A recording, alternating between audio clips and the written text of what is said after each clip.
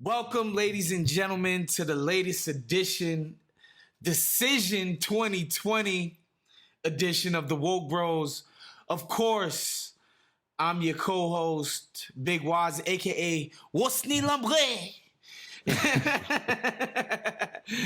Joined to that, I did that in my Haitian Creole accent because Miami, goddamn y'all let me down, Miami. Little Haiti certainly didn't, but the rest of y'all let me down. Joining me as always, man, my brother, my partner, the wonderful, the beautiful, the bashful, Nando Vila. What's good, brother? Well, just living through another election, just another crisis of democracy in the world's oldest democracy, the United States of America. Having a series of panic attacks throughout the entire night, but I'm feeling good. Exactly. I'm feeling good. And of course, my man Rob Lopez on the ones and threes so that we could blame him and the Latino vote for not delivering a landslide victory Hell yeah. to the Democratic Party. Racist Latinos. That's gonna be the new Russiagate, is that Latinos are the real racists. That's my take. All right. So as it stands, we're taping this at 3:30 p.m. Eastern Standard Time on Wednesday afternoon, the afternoon after pretty much all the polls closed. It's looking like Joe Biden is going to hold on for a very narrow victory over Donald Trump. Votes are still being counted in in Michigan. Wisconsin, the votes are done. Biden won that by 20,000 votes, which is exactly the same margin that Trump won in 2016 over Hillary. They're still counting votes in Nevada, but that's basically been reliably blue forever now. Still counting votes in Arizona. Joe Biden has a sizable lead, which is basically the upset of the night, to my mind. Joe Biden, the Dems actually carrying a state that has been reliably red for a long time. Not a pipe dream state like Texas, not a pipe dream state like Georgia, not a pipe dream state, a legitimately red state, and the Dems actually flipped it, right? I think that's the one impressive victory of last night. I would say what's happening in Arizona, because that came as a shock to me. But other than that, they're still counting votes in Pennsylvania. That's looking like it's going to come down to the wire, be very close. But because Biden is carrying the day in Michigan, in Wisconsin, and it's looking damn good for Arizona, he's going to squeak by in an election that many people thought that he would cruise to victory. Perhaps that was probably foolish and foolhardy to think that. But there's just so many thoughts. I just want to say my first thought, I think last night what I noticed for sure, it's not just how Biden underperformed in Miami-Dade amongst, that subset of people, which we've covered a decent amount on this show. And I think we've done a decent job, especially because Nando being a South Florida native himself. I'm surprised how terrible he did in the border towns in Texas. These towns are very, very, very heavily Mexican-American towns, brown towns, the type of towns that, quite frankly, the Democratic establishment takes for granted. These people, brown people, Latino, Latinx, I don't know what the hell we're calling people who are Puerto Rican, Peruvian, Dominican, Cuban. Like, I don't know what we're calling them, but that's the only term that we have. These are the people that they take for granted. And they got their clocks clean down there in Texas, which is an embarrassment, quite frankly. Like, Hillary Clinton just did way better 4 years ago. Just the idea that these counties would go for President Trump in such a major way is kind of wild. But Nando, man, just please jump in. I think that was my takeaway. Not that I think what comes out of it, what's gonna come out of it. And I talked about this. I did a quick Periscope, just some live Periscopes last night, just reacting to some of the stuff I was seeing on MSNBC, because that's what I was watching. There was an awkwardness about how they wanted to talk about the Latinx voter not voting blue, right? Because there's a sort of infantile infantilizing way that they talk about minorities and people of color, right? Like they don't talk about these minorities with any nuance. Besides, we're the not racist people. So therefore, if you care about not racist, which you should, because I guess I guess racism is allegedly the most important topic in the world to these people, or allegedly, you should want to ride with us. We don't really care about specifically what your needs are. Just know that we'll never call you a wetback. We'll never call you a nigger. And so therefore we love you. We love you, obviously, right? That's clearly been a strategy. But I'm watching MSNBC and I'm noticing there's an awkwardness that they have because they can't really say anything about Latinx voters because they've deified people of color in such a way that you can't talk about them in any nuance or in a frank manner. And they can't, and they definitely, white people on MSNBC definitely can't go up there and say and admit a fucking basic truth that there are prejudices, yes, even within Latin communities, even within Indian American communities, like they're everywhere. Black communities, you name it, right? Like the only time actually they'll talk about black people being homophobic, they'll do that. They'll do that sometimes, one. yeah. They'll do that one. But they just have a hard time processing these things. And I thought it was interesting to watch it on MSNBC. And I thought it was interesting for people, you know, because people were fighting me on Twitter. I know I'm fucking rambling right now, but people were fighting me on Twitter because I was insinuating. I was like, yo, the fact that you guys are calling Latinx voters non-white so cavalierly is kind of funny to me as a New York City native. And, you know, and Rob knows this because I've talked about this on Woke Bros all the time. Like the dynamic between Puerto Ricans, Dominicans, and black people in New York City is a very fraught one, right? And I'll tell you one thing. When people say Latinx identity is complicated, I'll tell you what's not complicated. They know they ain't black. I'll tell you that like right now for a fact. One thing Latinx people know, they are not black. You know, and whatever. And I know that there's a case of people who self-identify as Afro-Latina or Latino and all of that stuff, which is great. And I love y'all. But the vast majority of Latinx people, one thing they will tell you, some people don't identify as white and some people do. And all of them have pride and all of that. But what they will tell your ass with the quickness, I know black poppy.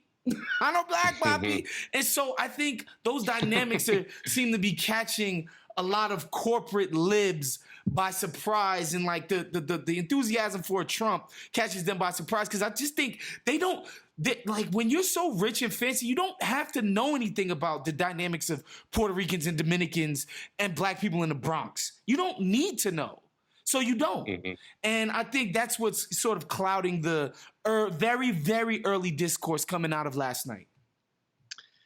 Yeah, when Trump won in 2016, the standard take amongst, if you were like a Democratic Party strategist or congressperson or whatever, the standard take was that Trump was a freak win, and he won for two reasons. One, because Russia gave it to him, which is bullshit. Christ. And two, because just white people are too irremediably racist, and they just voted for Trump out of pure racial resentment. Those two things are the reasons that they point to, and that's it. So what they spent the last 4 years doing is telling people Trump is a Putin asset and he's irredeemably racist. What became clear in the early exit polls of 2020, and even the polls leading up to 2020 election, which I did my segment on Jacobin last week before the election, was on this because I'm looking at the polls and I'm like, wait a minute, Trump is doing better in 2020 with quote unquote non-white voters. Nailed this, Nando. You were Nostradamus with this. Yeah, I was like looking at the polls. I'm like, wait a minute, the discourse is backwards because he's actually bleeding support amongst white working class voters and gaining support amongst educated whites and blacks and Latinos, especially younger blacks and especially Latino men. And I'm like, wait a minute, this is like the discourse upside down. You know, the discourse has always been that white men, especially white working class men, love Trump, and POC, you know, because all people POC of color are the same. And I gotta step in because And it's important that people understand that, like, the whole topic of racism, and I say this all the time, and I'm trying to find a better way to explain it, but it's both overrated and underrated. I know what you mean. I think people underrate how many people are racist, but they overrate how important it ultimately is. That's what I think ends up happening. It's like pretty much everybody's kind of fucking racist, but it doesn't manifest itself in a way that like the general discourse sort of would have you think. But go ahead, Nando. No, I think that's exactly right. And I think that the reason why he bled white working class support, I mean, he didn't lose it all, but he performed way worse this time, which is why he won. Wisconsin, these kind of the states that are going to ultimately give him the election are the Rust Belt states that Hillary Clinton lost. And the reason why he bled white working class support is because to some degree he won those voters in 2016 with a economically populist message against free trade. They're shipping your jobs away. Blah blah blah blah blah, and then he didn't deliver on any of that, and so they left. Okay, so they were like, that's about as simple as an explanation as you can get. But that's true. Why did he do better with blacks and minorities and Hispanics than he did in 2016? Well, basically because the Democratic Party offers these people nothing. Literally nothing outside of like what you said, vague kind of anti-racist language. Let me tell you what the Democratic Party offers them. Huge amount, but it's alienating to a huge amount of actually working class minorities. Like the sort of the educated minorities love that kind of stuff. Like an educated Latino guy who went to like a liberal arts college loves, for example, the term Latinx. Like no working class Latinos actually use that term. Right. They barely even use the term Latino, to be honest. They call themselves, I'm Mexican or I'm Puerto Rican or, they even say like quote unquote problematic terms like I'm Spanish, even though I'm not Spanish. Or they'll say things like, So what they only offer, offer them Nando, this kind of is the kente cloth kneeling. Vague anti-racism. That's the kente cloth kneeling. That is the perfect encapsulation of what establishment Dems are offering voters. We're not Trump. You think Trump wouldn't put on a kente cloth? He would do it in a heartbeat. It wouldn't even he wouldn't even think about it. He'd be like, yeah, whatever. Who gives a shit? This is gonna keep these people happy. Like they really think this is the substitute for substantive stuff, right? And again, I think people did poo-poo the economic populist arguments that Trump was making in 2016. They did think it was like it did. It's like, no, like people hated NAFTA. People legitimately lost their jobs. I'll never forget, man, a homie of mine, he was talking about his grandfather, and he was like, yo, Woz, this dude was so fucking racist. He hated black people. The only people he hated more than black people were Republicans because he's a fucking union guy. He was like, I know who my number one enemy is. You know what I'm saying? Like he was like, he fucking hated Republicans because he understood what they actually stood for, right? And that message was driven to him. But again, the message was being driven to him not by Democrats, but by organized labor. Yeah. Right. And the idea that we could ever count on Democrats to actually, do this type of messaging when they're bought and paid for by the corporate class, the ruling class of the country, is tough. But, I do want to get into something that I saw and I tweeted this and I found it kind of funny. I'm very, and again, we're all over the place, guys, because we just have so many things that we're thinking about and just, it's just a lot going on right now. But, this guy named Peter Hamby, he's the host of Snapchat's Good Luck America. Are you familiar with this dude's work, Nando? I know this dude's work. He's like Snapchat's political guy. Okay. He put out a tweet that I thought was just interesting. It's just an interesting read. It reminds me of the NBA bubble, and I'll tell you why. Okay. Peter Hamby. I like where this is going. Peter Hamby put out a tweet saying, quote, "Remember how contemptuous progressive pundit campus Twitter was about Biden, Pete, Amy, and their insistence on appealing to moderate voters? That whole conversation feels even more sophomoric and detached from political reality than it did at the time." End quote. Okay, so Well, okay, so here's where my objection is with that. You know, what moderate voters is code for is like suburban people, like rich suburban people, right? Right. And it is true that the Democratic strategy for the last maybe 20 years has been explicit, maybe probably even more actually, has been explicitly to try to win over those voters. Those voters Clinton, are typically 92. Very reactionary. Actually, some people would say 1985, man. Like they got their asses kicked by Reagan again. It's like, fuck these fucking working class people. Suburbanite people are very reactionary. That's just the reality. They live in these like little palaces. They're afraid of like the inner cities. They think it's like just gangland warfare all the time. They see their shit as a glass house, like that can like is under attack at all angles. Yeah, and they own assets, right? So they're very reactionary. Okay, so but the Democratic Party has been explicitly trying to win these people over, and there is evidence that in the Trump era, especially at the presidential level, they've won over a lot of those voters. That's true.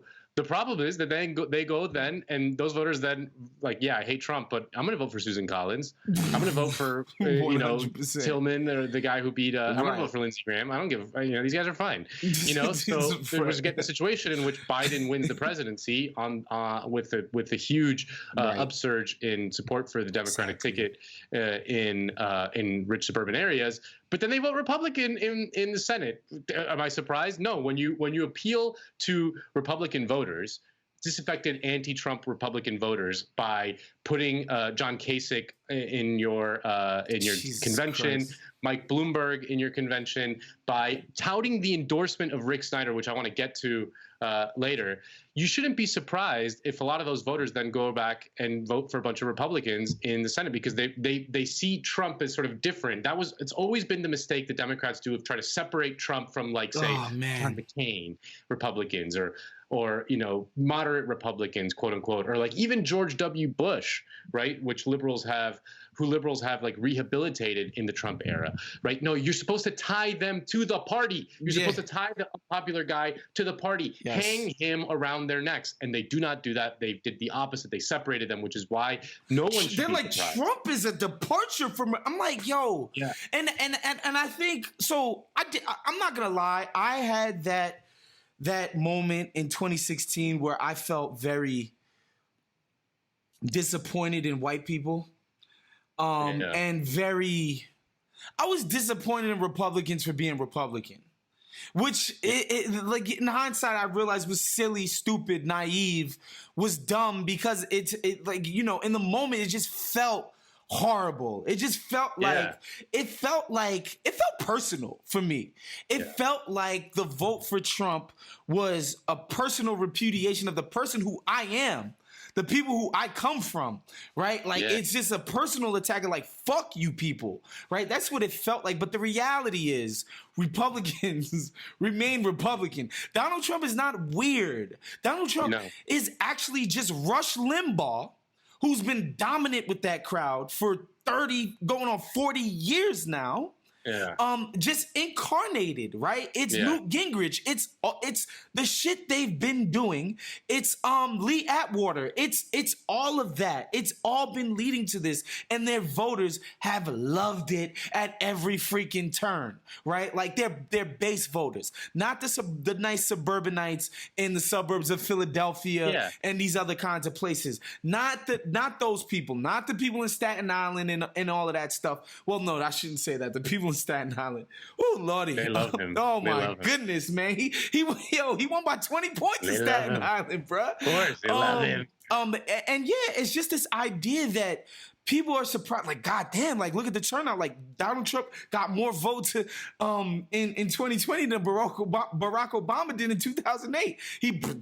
They both broke records for voter turnout. I'm like, bruh, this is republicanism. Like, this is, and I think that's another thing that I think the Dems are going to have to come to terms with, which I think which is what you're trying to say, Nando, is that you're going to have to meet these people where they live. I know that you think people in West Virginia who chew tobacco are icky, and have, you might think that they're deplorable and their brains are rotted or whatever you might think because you're a fancy hoity-toity Northeast liberal, but like, these are the people you're going to need. The West Virginia stuff is perfect for modern politics, right? Because the modern liberal class, like say, people who live in the cities and stuff, like see West Virginia as this like frothing at the mouth, racist, toothless hicks, who are like basically feral animals that cannot be controlled. West Virginia is not Virginia today.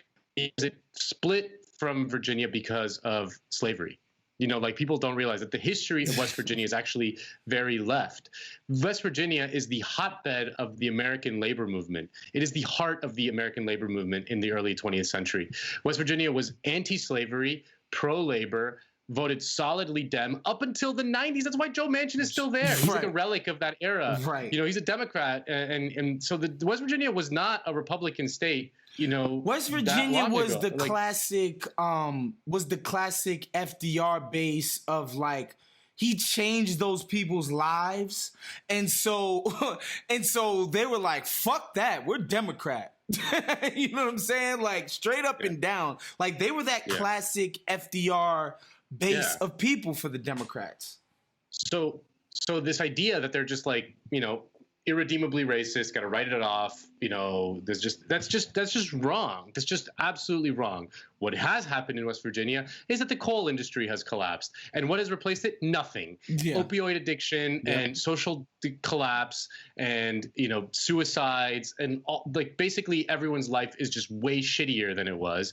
Therefore, they're cynical and removed from politics, and they don't believe the Democratic Party has their best interest in their heart. Because they haven't. Is, by the way, 100% true. So like you can't blame them for not really voting Dem because what are the Democratic Party offering them? Nothing. It's literally nothing. And what it gets to my broader point about this idea that Democrats have been running for the longest time on just the Republicans are evil, vote for us to stop the evil, right? This was the case in 2004. Bush was hugely unpopular, and there was this huge backlash towards Bush. The base was riled up, and what did they cough up? Was John Kerry, this kind of like whatever the fuck. And rest in peace, John Edwards, man. Centrist, safe centrist guy, who's not going to offend anyone, and he lost. Same thing in 2020 is like we're just going to cough up this like safe Joe Biden guy, just run on an anti-Trump platform. I mean, Trump is even more unpopular than George W. Bush, which is why Joe Biden is limping across the finish line and is probably going to win the presidency, even though they're going to lose the Senate and reduce their House lead, which everyone thought they were going to expand. So it's because they're not offering voters anything. We say it every week.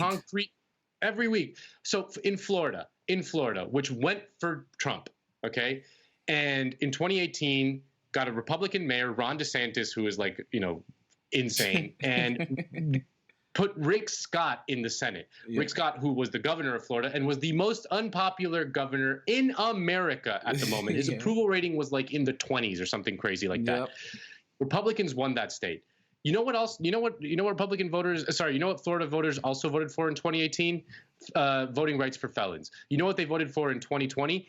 By 23 points, a super majority of Florida voters voted to increase the minimum wage to $15 an hour. Okay? Did Joe Biden run on a $15 increase in minimum wage? I mean, it might have been on his website, but he never ran on it. Centrist will say he ran on it. It's not true. He never talked about it. He never organized around it. He never campaigned on it. It was never. I think $15 minimum wage was mentioned one time in the DNC, and it wasn't by Joe Biden or Kamala Harris. Right. That they just did not run it. Yeah, they put it on their website so they can then say like, no, we're for all these things, but they're not really for it because they're not organizing and campaigning for it. They don't reach out to voters and explain to them that they're going to fight tooth and nail to raise the minimum wage to $15. So what happens? The voters like, well, what are they offering me? This narrative around the Cuban American vote is actually a little misleading. There's 900,000 Cuban Americans in Florida. There's 870,000 Puerto Rican Americans in Florida. Trump got the exact same share of the Cuban American vote in 2020 that he did in 2016. But the collapse for the support for the Democrats collapsed in places like Miami-Dade, probably because other ethnicities just didn't come out and voted for Biden. That's just the reality of it. You got the exact same number with Cuban Americans, like literally the exact same number. So it's not just the reactionary Cubans, of which there are many, but the narrative is a little fuzzy there. And again, if you don't run on anything concrete for people to rally around, if you don't provide them an agenda that is positive, that is going to give them a stake in their own life, that is going to give them a material benefit in some way. This idea that like voters vote against their own interests. No, they don't. What are the Democrats offering them? Literally nothing. Again, literally nothing. Just like vague terms about like, we're going to unite the country, we're going to recover our soul. Nothing's fundamentally going to change, Nando. Nothing's fundamentally because everything's so exactly. great right now. Exactly. So, and the reason why I mentioned the bubble and that homie from Snapchat's political show, I don't want to be dismissive or disrespect him. It's not like, Woke Bros is fucking, Larry King Live here. But I'm just saying, the reason why what he said reminded me of the NBA bubble is because a lot of the conversations that we've been having as pundits and people that I know who work in the league, around the league I've been talking to, is like, what's the takeaway? And I'll tell you what the takeaway is.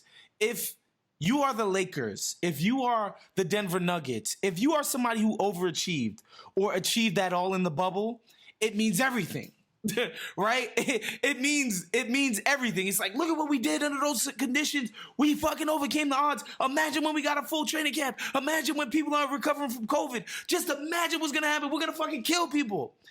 If you are a team that underachieved, if you are the Houston Rockets, if you are the Los Angeles Clippers, if you are the Milwaukee Bucks, you get to say, man, they had us sequestered in fucking Orlando.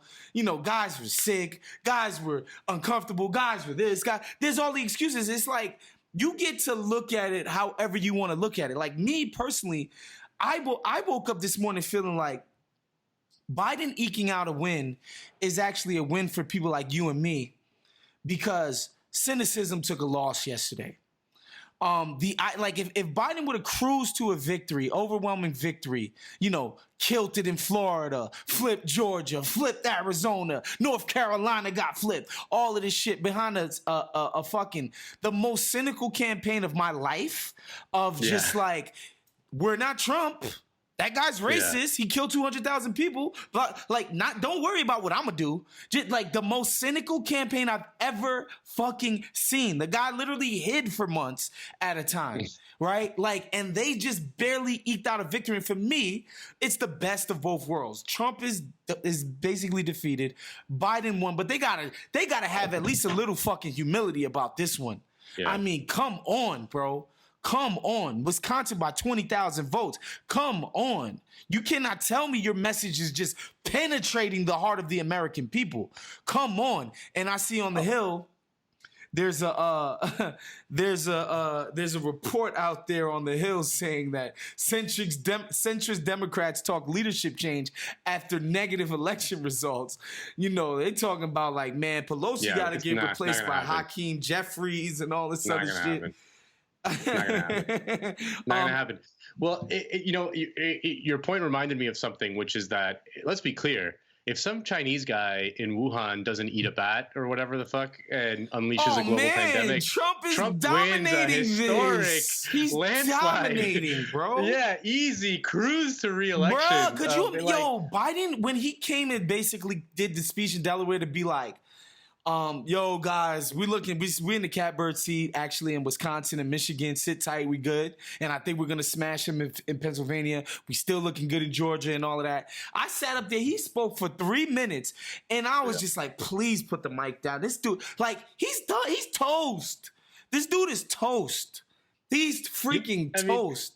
You think about it, it's not that long ago that Trump himself got COVID and infected his entire administration and his entire family. It's not that long ago that the stimulus for the most historic economic collapse in the history of capitalism ran out, and people are living, on the edge. And he still almost won. Come on. There's got to be some humility here. All right, and we're back, and we have a very special guest for you guys, man. Some of you guys may know Ben as Ben from marketing. but really, he's been a brand strategist for some of the biggest brands in the world. Been in this game for damn near 20 years now. Just a salesman, if you will. You know, like that's part of what he does, who he is, and not in the slime ball type of way. It's just like, how do we effectively communicate the mission of some product, right? And you know, we were talking last night, and some of the results are coming in, and it's like the people who we would seem to be able to, and I say we, and I want to say just quickly this joke, right?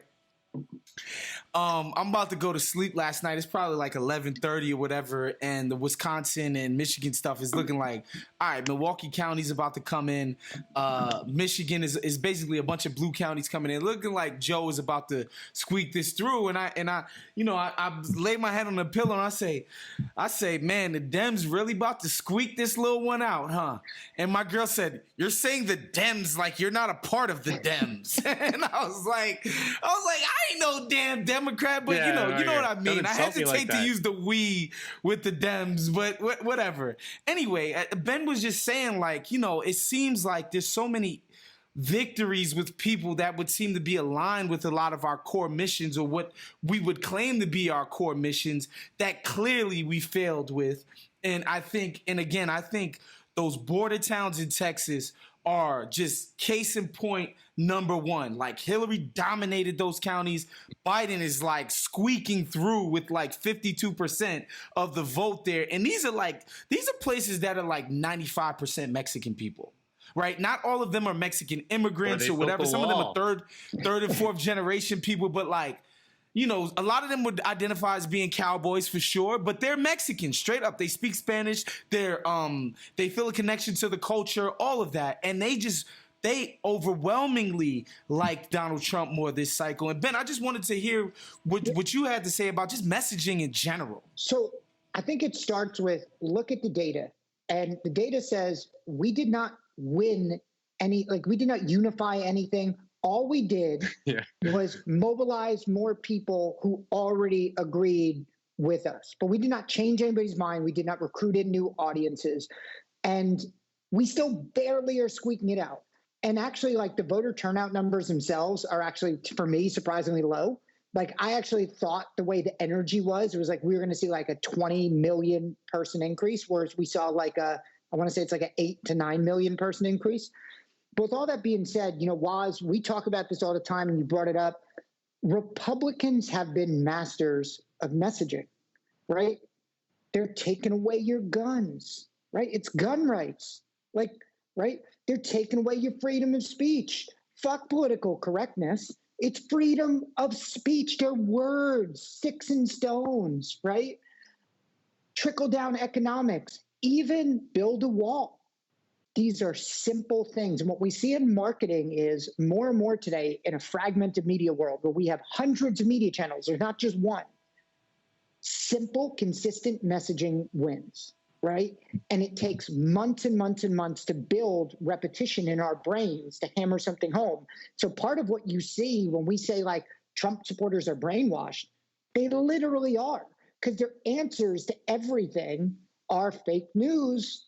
It's like, we're not even talking about the news, right? What is that? What is that an answer to? So the problem is, can any of you tell me what Joe Biden and Kamala Harris ran on, aside from we're not racist? Like, we're not Trump, we're not racist. So essentially, the message is, if you are a brown person, if you are a person of color, and we're just going to go ahead and assume that the number one issue in your life is racism, because everybody knows when you're black or brown or Indian or whatever, racism is just, oh, how are you even doing it with all the racism? You have no choice but to come fuck with the Democrats. That's their thinking, because again, a lot of these people clearly don't know normal, like, they know Indian people in DC. Yeah. They know Indian people in San Francisco. They don't know Indian people from Jackson Heights. They straight up do not. They don't know those people. They don't know about the issues that they care about. They don't know them. They just think because they know, my man Ronak Patel from Stanford, that they know Indian people. And they don't know Indian people from Easton, Pennsylvania. You know what I mean? Right. Like state college. And I think one of the big problems is everybody made fun of Trump when he said, "What do you have to lose?" Yet oddly, that's actually the brand message that like Democrats are putting out. That works. But that kind of is what the Democrats are saying is like, well, we're not racist. Come on over. But in reality, and this is where I think Republicans have like a bit of edge, is it kind of is racist to assume that that's the only thing that unifies us. 1 trillion %. Yeah. And so when I come back to this, I go, all right, Black Lives Matter is an important statement, right? Like morally, ethically, socially, it's an important statement. But it's not a winner. It's not a winner, right? And it also assumes, it makes this assumption that everyone who's of color associates themselves with being Black. Hell, you and I live in New York, right? How many Dominicans you go, Papi, I'm no Black, right? Like, I was saying that to Nando before we actually brought you on. I was like, I'm seeing all this shit on the internet about, well, Latinx identity is very complex. Let me tell you, it's not complex. They know they're not Black. That's one thing they do know. Well, this is the thing is like, but the thing is, what drives me crazy is that there's often, like what you said was like it's like both overrated and underrated at the same time. But because there's this feeling that, you know, every single community has these unique things and has these unique nuances and whatever, and all that's true 100%. But if you sort of drive yourself crazy trying to tailor your micro message to like these kind of ever smaller micro communities, you're just going to get muddled and lost. Like at a certain point, we're all human beings and we all kind of want similar things in many ways. Like we want a decent life. We want basic levels of security. Everyone wants like meaningful work that is well paid and you know, no one wants to like, you know, get a health scare and go bankrupt as a result. Like that's just, you don't need, like, you can be any color or from anywhere and, you know, no one wants that. Like no one wants that. So, you know, there's certain things that you can just like assume everyone wants.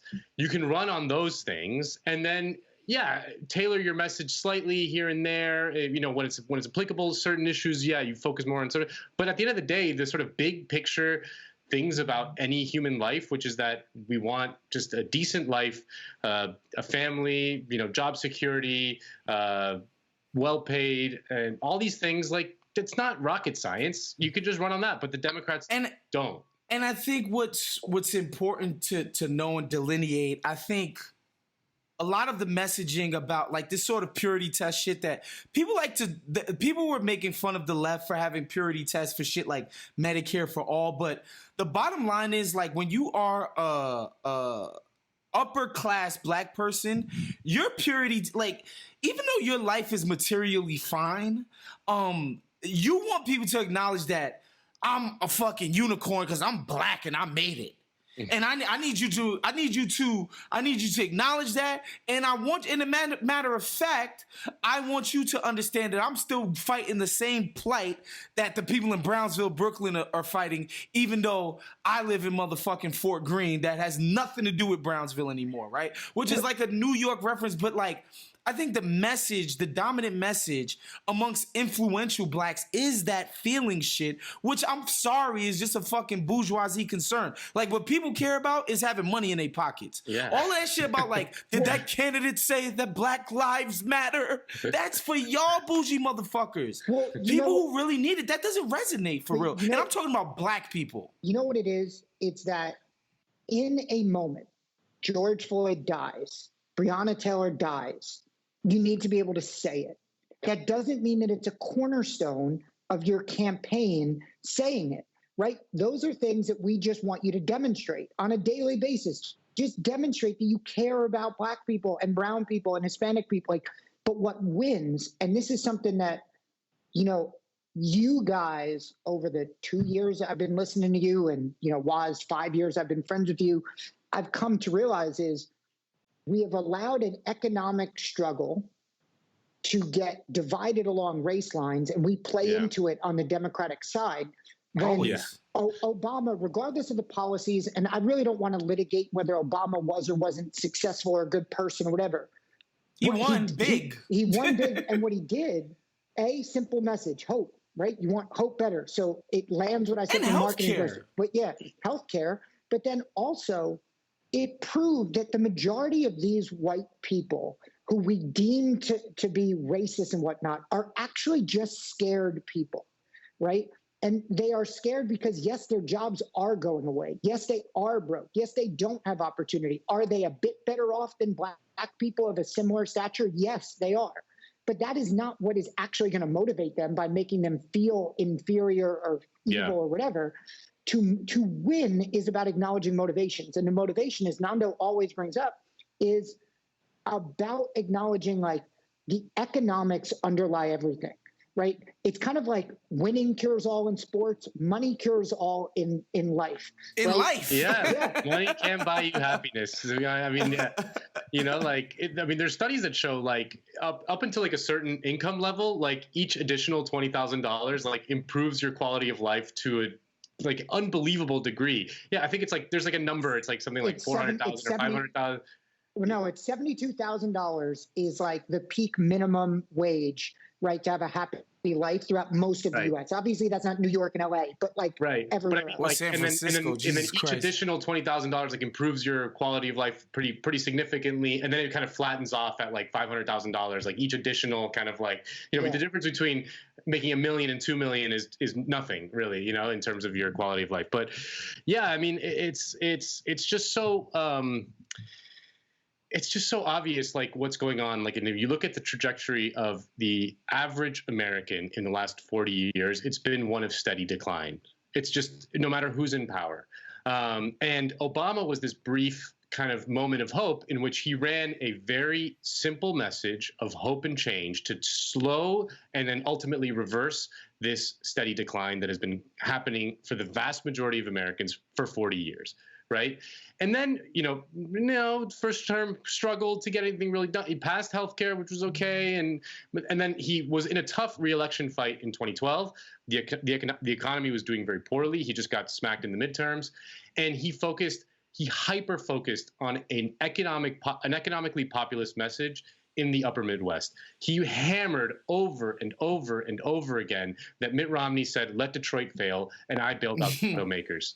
You know, it's what he was like. This guy Mitt Romney is a rich asshole, billionaire. It didn't hurt that Mitt Romney was quite possibly the waspiest motherfucker in the history of presidential politics. Exactly. Like, So, but he was like, that's what he focused on. He didn't talk about like anything else, any social issues, nothing in that campaign was talked about other than Mitt Romney's rich, you're not. He's a fucking asshole. He invented private equity, which has destroyed the American economy, and he wanted to let Detroit fail, even though his father was the chairman of GM. I saved the auto industry. I saved all these jobs. Vote for me.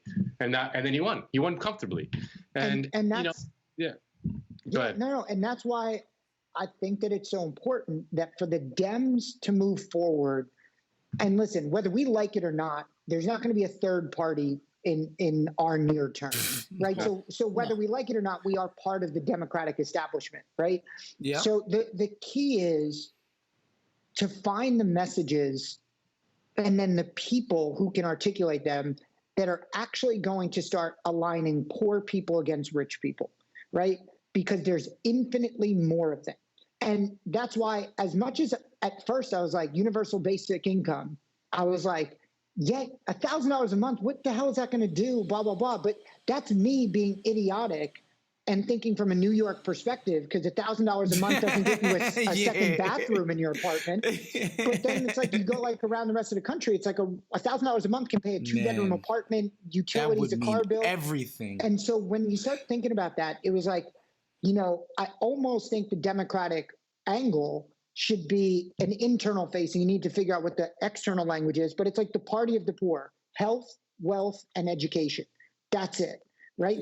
Yeah, but Ben, and I agree with you. I just don't know that the party, like the messaging is obvious, because again, a lot of these messages that started within the Democratic Party, a lot of it is Bernie Sanders, but like Medicare for All polls incredibly well again amongst Even all amongst Americans. Fox News viewers. Did you see that the exit polls that Fox News conducted were 70% of the exit polls showed that they wanted government-run healthcare?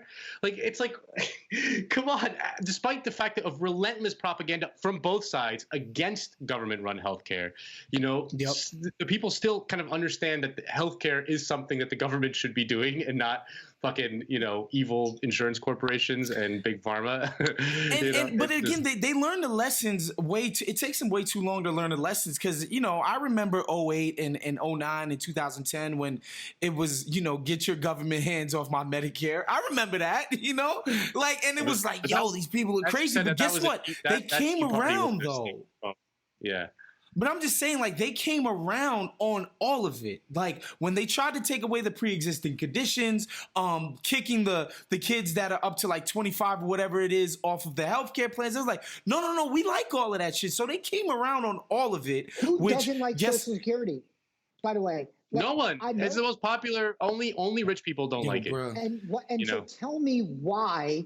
Right? Joe Biden did Joe Biden even mention Social Security? Nobody talked about it. He's not trying to take it away in the future.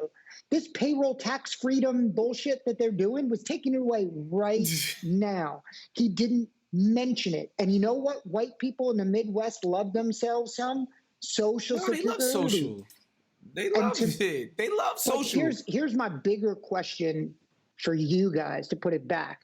Like, to me, the messaging is obvious. And I think you have candidates like AOC, who, again, I don't agree with everything she says, but what I can acknowledge is she is a brilliant candidate, like as a being to embody messaging. She's politically talented, But she's got charisma.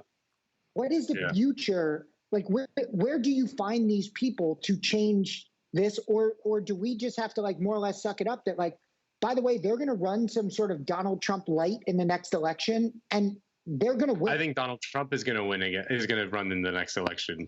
Man, if he's up to it, if he's physically up to it, he would do great again. Oh yeah. No, Trump would win a Republican primary, but like he would fucking own all of those fucking. You know, are you kidding me? Trump decides to run in 2024. He's winning the Republican primary. Like, mark my words. Like, and it won't even be very close. You know, like, he just will own all of those idiots, like he did in 2016. So, yeah, I mean, that's.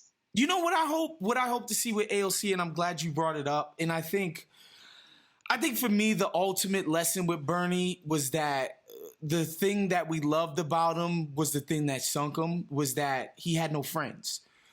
He just was not an insider. The reason why Bernie could be Bernie was that he was not an insider, but it's also why he lost, right? And I think AOC is trying to straddle that fence. She's playing the game. Bernie, why we loved him, because he never, ever, ever, ever played the game.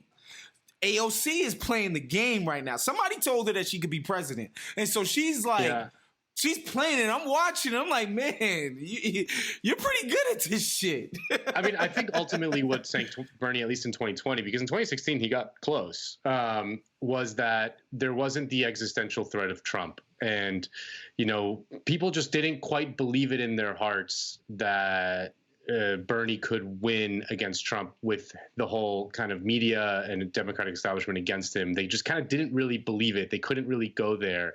And so the Democratic primary voters just took the quote unquote safe bet, which is the one that the media told them was the safe bet, which, you know, we always kind of assued was not very safe because Joe Biden's always been a terrible were they feeling safe last night? Poured it out, you know, because they fucking squeaked through.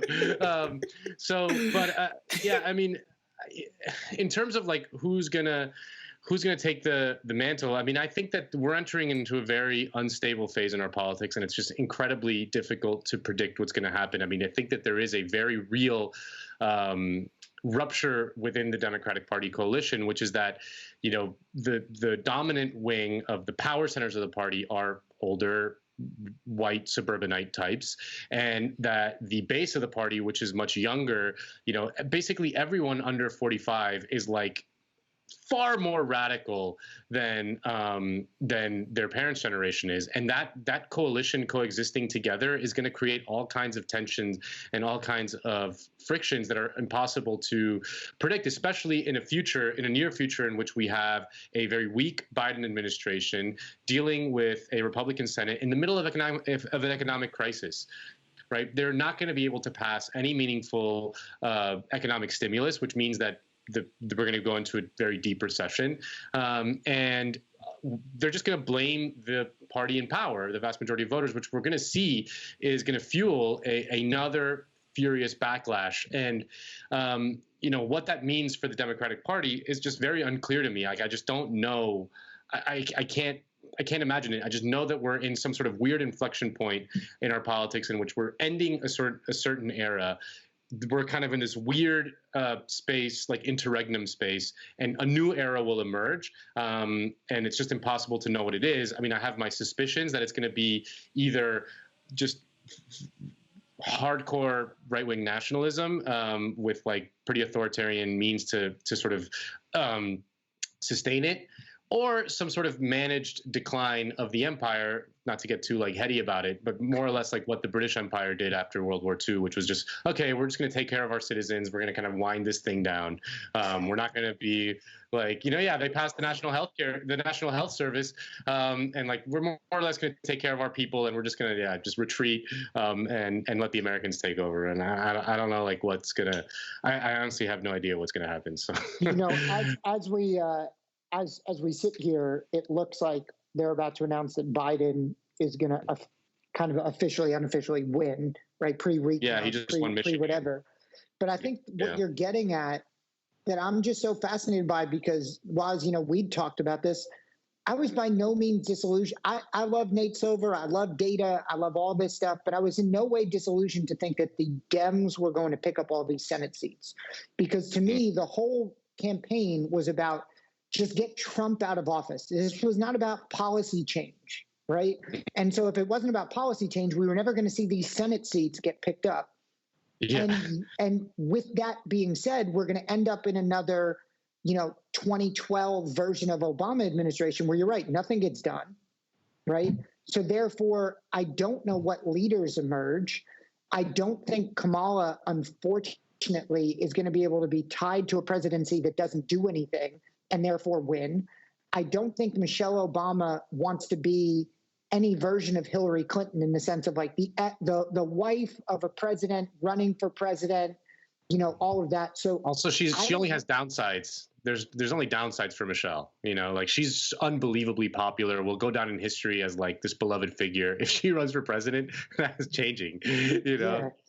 And so I don't know where this comes from, but the only thing that was surprising to me, and everybody should look at the actual exit poll data, for all the hubbub about young people. Now, whether this is because Bernie didn't win the nomination or not, I think young people voted at like a 34%, right? Like under 35, right? So like, let's not pretend like these young people with radical ideas, with passions, like they love a march because it looks good on Instagram. This is not like people who are actually out here to actually make change. Well, but they're not. But that's exactly why they're not pulling the lever for Joe Biden. I mean, because Joe Biden doesn't represent that at all. I mean, but then you could. He doesn't make them feel good. We're asking people to pull the lever. Like American politics is just conditioned around this idea that you're supposed to pull the lever for people who like basically are actively hostile towards you, and that's just not how voters behave in any democracy, not just in the United States. Do you think they people really don't understand that though? Do you think they really I mean, it's on some. Yeah, I mean, he says it all the time. He doesn't represent anything that they stand for at all. Like not stylistically. It's not hard to like. Yeah. It's not hard to know where Joe Biden really stands. Like, he's been around too long. Yeah. Like, he can't even. I think Kamala Harris can feign some type of. She fell on her face in the primary. She didn't even make it to the first like voting. She had to end her campaign because she was polling at like 3%, even though she had all this momentum. like going behind her. I thought she was going to be a much more a better candidate, but she didn't. But Nando, I'm speaking of Kamala Harris. You guys want to hear some great fanfic? Yeah. I'm hoping that somehow when she's eventually going to become the standard bearer for the party, because Joe Biden, amongst many other things, he is fucking toast. He's out on his feet, man. Like that dude is no disrespect to the elderly, man. He's done. Yeah. He's finished, right? And so there's gonna be some type of handoff to Kamala Harris. And Kamala Harris fanfic that I've been spinning since last night, guys, is that her big commie socialist father is the mole. Finally, yeah, he's been building her in a lab. He was the mole the whole time, her in a lab guys. For 40 years. One of the biggest Marxists in the country. A lot of people don't know this, but like Kamala Harris's dad is literally a Marxist scholar. At Berkeley, yeah. Like literally one of the most famous Marxist scholars in America. Her father so does Pete Buttigieg. And so dad. Before Pete Buttigieg's dad like, translated Gramsci to English. Like that was his contribution. That's just mind blowing. But yeah, her dad finally, he was the mole the whole time that the Cubans were scared of. Talk about Russian. You want to talk about a Russian operation? That's the fucking fresh dad. In the Soviet. Is this the American season 9? Is that what you guys are describing? Yeah, exactly. Right now? Exactly. There's a chip in Kamala Harris. As soon as she becomes president, she's like, "Whoa, I'm gonna nationalize the means of production." Joe Biden like looking at Bernie's walking around the office right now. Yeah, crazy. Anyway, man, so that's our show for this week, guys. Definitely want to thank Ben for coming on with us and just sharing his thoughts. Again, it's looking like Joe Biden and the Dems are going to eke this thing out miraculously. Nando Vila, as always. Rob on the 1s and 3s, man. I'm sorry, Rob. We're going to be blaming Hispanics for a minute, man. I'm sorry. Y'all going to have to take this one. We'll see you guys next week. Make sure you become a Patreon of Count the Dinks, countthedinks.com/Patreon. Make sure you're listening to Let's Pot It Out, Nando's incredibly genius, hilarious Entourage podcast, man. And just make sure you're checking out all of our offerings, whether it be Pack Your Knives, whether it be the Friday Mailbag, whether it be Cinephobe, whether it be the Dad Pod. Make sure you're checking out everything we do over here, man. We'll see you guys next week. We're out of here.